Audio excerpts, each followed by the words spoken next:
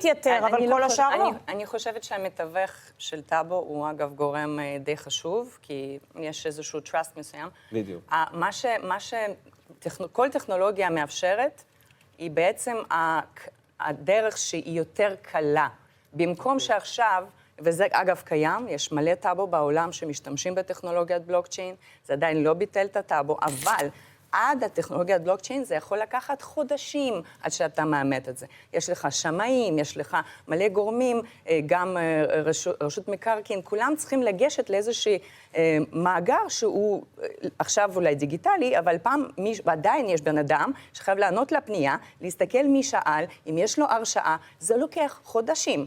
בבלוקצ'יין יש לגורמים מסוימים עכשיו אפשרות להיכנס ולראות את זה במרכאות, לקבל מידע.